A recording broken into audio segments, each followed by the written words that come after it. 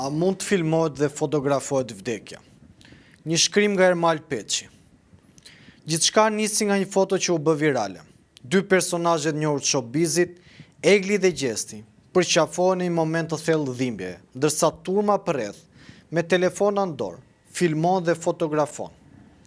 Ishte pamja më e qartë e një çmendurie kolektive, e një shoqërie që ka humbur dieshmërinë, turpin dhe ka deformuar strukturën e vet sociale.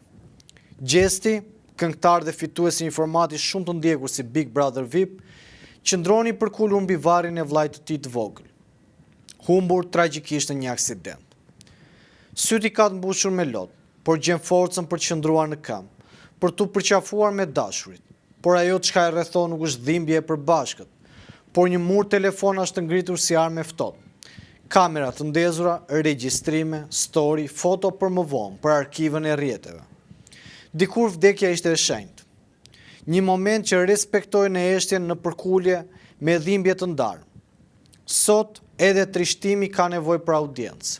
Çdo ndjenjë dokumentohet, çdo dhimbje shndrohet në përmbajtje. Vdekja është kthyer në spektakël, në vend qetësisë kemi zoomin dhe fokusin, në vend të ngushëllimit kemi xhirime. Po çfarë ndodhi me ne si shoqëri? Si përfunduam këtu, ku një varr bëhet sfond për një histori, kur sytë që dikur lotonin tani fokusojnë, kur respekti për një moment sakral zëvendësohet nga instinkti për të kapur një pamje, për ta bërë virale, për ta konsumuar si lajm. Kjo nuk është një çështje e momentit apo mungesë edukate nga disa të rinj. Kjo është pasqyra e një epoke që ka humbur busullën morale. Jetojmë në një kohë ku ndjenjat nuk përjetohen më, por dokumentohen. Dhimbja duhet të ekspozohet dhe dhimbja të transmetohet, ndërsa humbja duhet të transmetohet. Por në këtë garë për përmbajtje, kemi humbur një vlerë thelbësore, dinjitetin.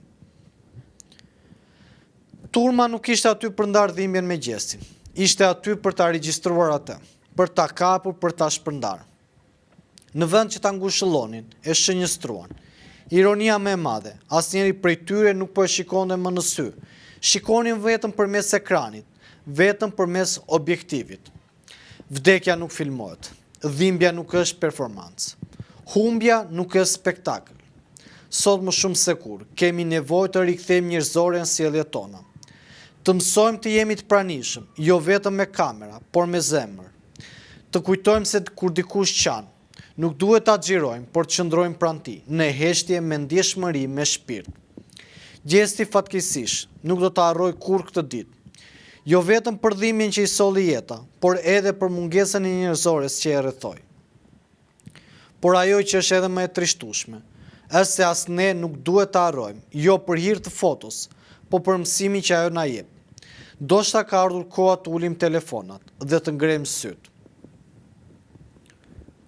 Regjistroni në kanalin Antena Televizion, bëni subscribe dhe ndiqni videot tona.